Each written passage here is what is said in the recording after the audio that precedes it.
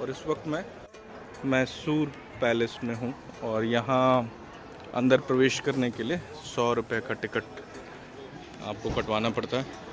इसके अलावा आप गार्डन में और बाकी के कैंपस में तो अपने जूतों के साथ घूम सकते हैं, लेकिन अंदर प्रवेश करने के लिए आपको अपने जूते जो है इस तरह के काउंटर से उतरवा दिए जाते हैं। तो हम कोशिश कर रहे हैं कि पहले आउटसाइड का इलाका घूम लें और यहाँ पर 2 बड़े मंदिर भी नज़र आते हैं साफ साफ। ये गार्डन है मैसूर पैलेस का।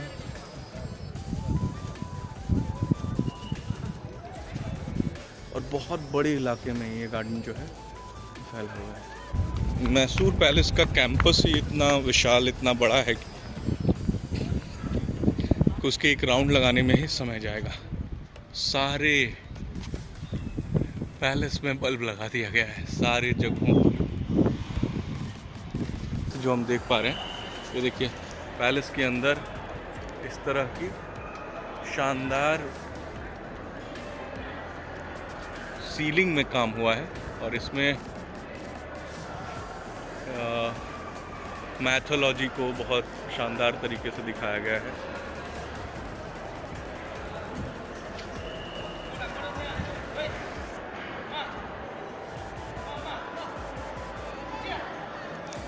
बहुत शानदार पैलेस है ये।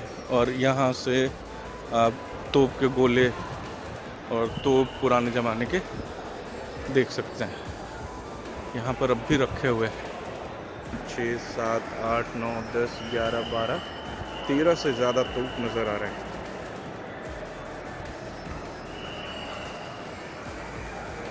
ये जाली इस ख्याल से लगाई गई है कि अंदर पक्षी ना आए, लेकिन फिर भी अंदर कबूतरों ने प्रवेश कर लिया है। और इस पैलेस के नीचे खड़े होकर दूर तक देखना और ये महसूस करना कि उस वक्त यहाँ क्या क्या होता होगा, कितनी फौज खड़ी रहती होगी और उस वक्त का माहौल कैसा होगा। अक्सर इस तरह के फोर्ट में कई सारी जगहें ऐसी होती हैं जहाँ गुफाएं और बाहर निकलने का रास्ता और बंदियों को रखने के लिए अज्ञात जगहें होती हैं। दीख से जिस तरह बल्ब लगे हैं वायर के, वो देखने में बड़ा अजीब सा लग रहा है, खूबसूरत तो नहीं लग रहा है।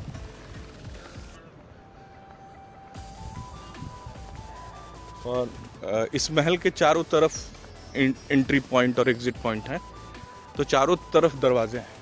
यहाँ से आप निकलेंगे तो ये दरवाज़ा है जिससे आप इस तरफ निकल सकते हैं। इसी तरह चारों तरफ दरवाजे हैं और महल के किनारे किनारे सैनिकों के लिए इस तरह की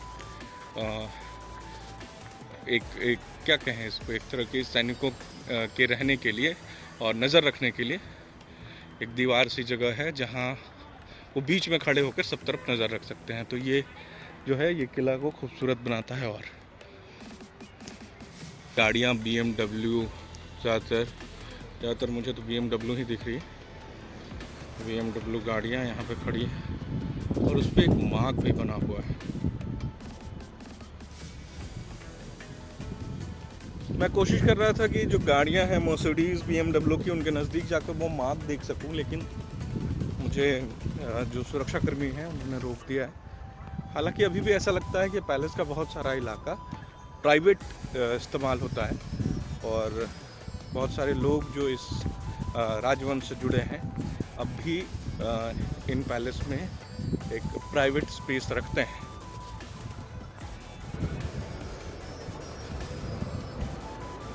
पत्थर से बनाया गया है, बस इसे ख़राब कर रही हैं। वो रोशनी के लिए लगाई गई लकड़ी की एक बीट सी लगाई गई है। वो ये खुली सी जगह देखिए, ये पीछे मेरे पीछे पूरा मैदान है और यहाँ इस तरह की जगह ऐसा लगता है जैसे यहाँ दरबार सजता होगा।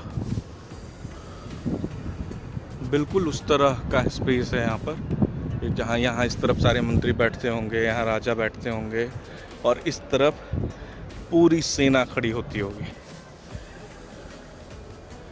अंदर प्रवेश करने के लिए काउंटर नंबर 1 से 2 रुपये का इस तरह का एक झोला लीजिए, और जिस भी काउंटर में कहा गया है, मुझे कहा गया है काउंटर नंबर 7 में, तो मुझे ये जूता उतार कर इस झोले में रख के काउंटर नंबर 7 में जमा कर देना।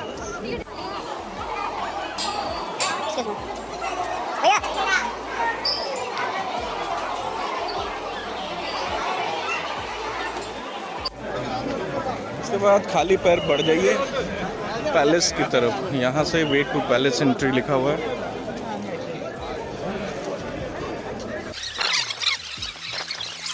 अब जैसे ही यहाँ से आने का पैसेज पूरा करते हैं, आप एक तरह से महल के अंदर प्रवेश कर जाते हैं।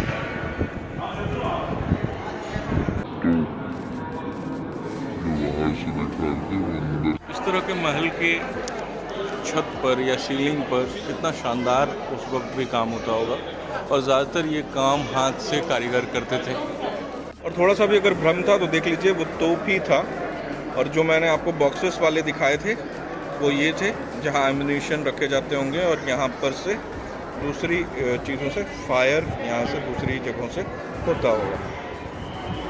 यहाँ इस महल के कई ज़रूरी चीज़ों को डिस्प्ले के लिए बाहर रखा गया है, जिनमें ढाल, और राजा के दरबार जब लगते थे तो इस तरह के झंडे, पंखे जो भी कहें उनका इस्तेमाल होता था। तो उस वक्त की ये सारी चीज़ें हैं। गणेश जी की प्रतिमा है कि अगर उस वक्त की तस्वीर आप उकेरने की कोशिश करेंगे तो यहाँ कुछ नहीं होता होगा, ये पूरी तरह से खाली होता होगा इलाका।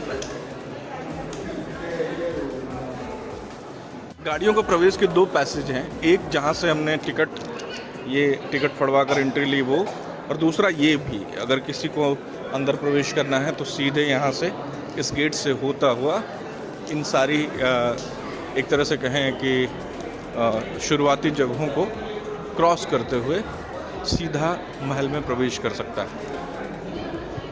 और अब तो हमारे घरों में आंगन का कॉन्सेप्ट ही ख़त्म हो गया, हालांकि ये एक तरह से मैसूर पैलेस का आंगन कहा जा सकता है। आंगन है, बड़ा सा आंगन पैलेस का।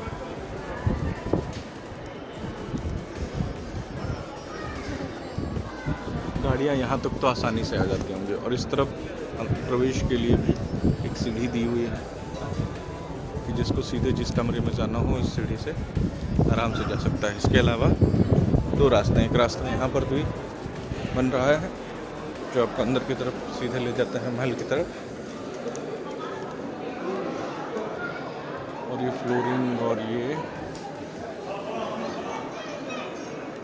लाइटिंग देखिए। महल के अंदर हॉल कहते हैं ना हम जिसे, ये शायद लिविंग स्पेस कहते हैं आजकल, वो ये होगा, क्योंकि महल के अंदर प्रवेश करने के बाद यही एक जगह है।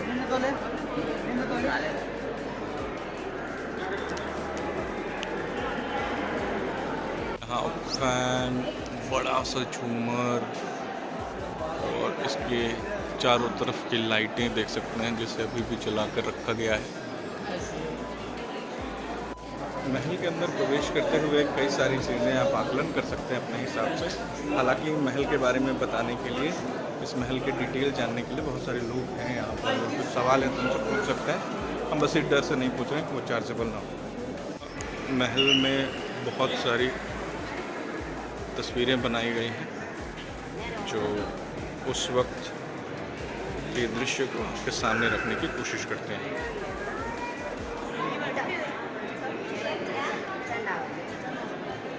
अब तो जिस तरफ नहीं जाना है उस तरफ इस तरह की बैरिकेटिंग कर दी गई है, लेकिन अंदर से हमें सीढ़ियों के लिए रास्ता दिख रहा है,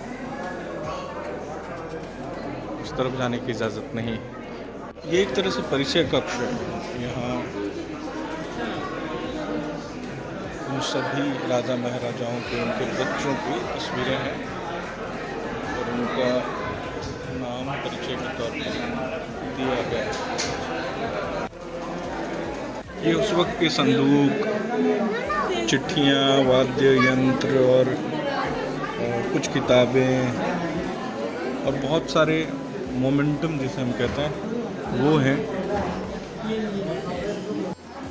और ये जहाँ पर हम अंदाज़ा लगा रहे थे कि जहाँ एक तरह से महाराजा का दरबार सस्ता होगा, उसके बाहर की जिस तरह की तस्वीर को हम अनुमान लगा रहे थे, ये ठीक उसी तरह की कुछ तस्वीर यहाँ पर हमारे सामने है पेंटिंग।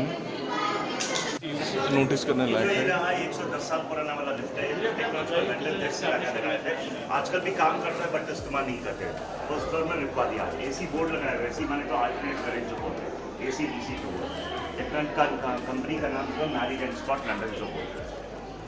तो उस वक्त लगभग 100 साल से ज़्यादा पुरानी लिफ्ट। इस कुर्सी की खासियत है कि इसके पाए जो हैं वो क्रिस्टल के बने हैं।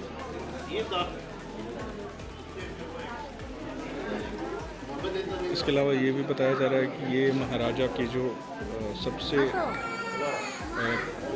सबसे प्यारा हाथी था, जिसमें महाराजा की तस्वीर भी दिख रही है, उसी के दांत हैं। उसी के दांत से उसकी याद के लिए ये बनवा दिया गया। सीलिंग पूरी लकड़ी की है, सागवान लकड़ी।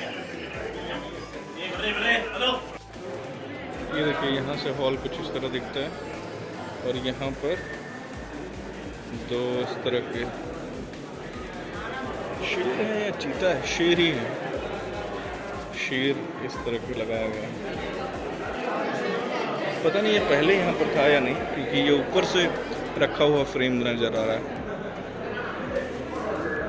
ये चर्च है जहाँ जो हम होकर आए हैं, मैसूर का बहुत फेमस चर्च। उसका वीडियो मैंने अपलोड किया है, मैं उसकी लिंक जो है डिस्क्रिप्शन में दे दूँगा। इस चर्च में भी हम घूम कर आए हैं और यहाँ लिखा हुआ है गॉड ब्लेस आर महाराजा। यहाँ मंदिर के अंदर की वो सारी चीज़ें जो पूजा पाठ के लिए इस्तेमाल होती होंगी, वो गणेश जी के पीछे जो दांत है वो हाथी के ओरिजिनल दांत लगाए हैं। पुराने ज़माने के ड्रेसिंग टेबल है और ये दरवाजे जिन्हें खोलने की किसी को इजाज़त नहीं है।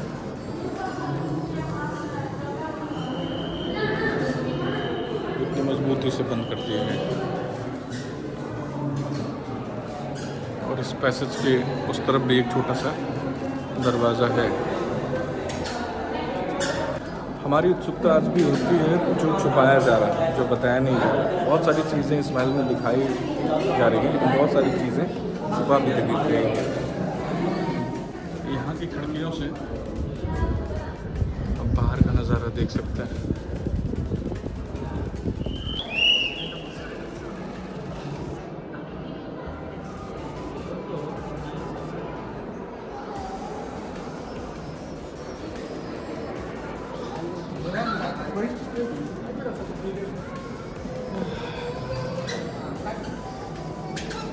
हमारा अनुमान बिल्कुल गलत नहीं लग रहा है, क्योंकि यहाँ देखिए, यहाँ पर भी लोगों के बैठने की व्यवस्था है और इस तरफ भी लोगों के बैठने की व्यवस्था है। यहाँ दरबार ही लगाया जाता होगा। राजा हमेशा सेंटर ऑफ अट्रैक्शन होते थे। तो जहाँ इस वक्त हम खड़े हैं, वहाँ राजा खड़े हैं। इतनी खूबसूरत कारीगरी की गई है ना इस पूरे महल की, कि रंग अब भी बिल्कुल चटक, साफ क्रिस्टल क्लियर नज़र आते हैं। बाहर जिस तरह दरबार लगता होगा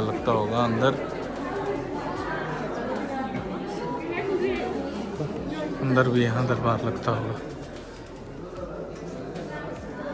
जो अक्सर हमने रामायण महाभारत में सेट देखे हैं जिस तरह के, ठीक उसी तरह का सेट है। हालांकि ये बिल्कुल ओरिजिनल है, लकड़ी का बना हुआ नहीं है। बहुत भव्य है, बहुत भव्य। पता नहीं फ़ोन में आप कितनी इसकी भव्यता देख पा रहे हैं, लेकिन ऐसे खुली आंखों से इस जगह को देखना बहुत शानदार अनुभव है।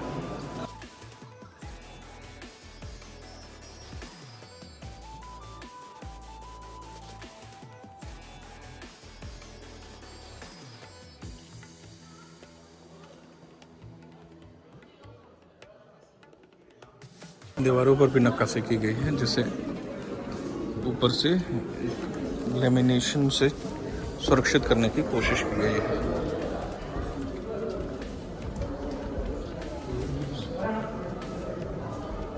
इन चीज़ों को कोई हाथ न लगाए, इसलिए भी इसे भी लेमिनेट कर दिया है।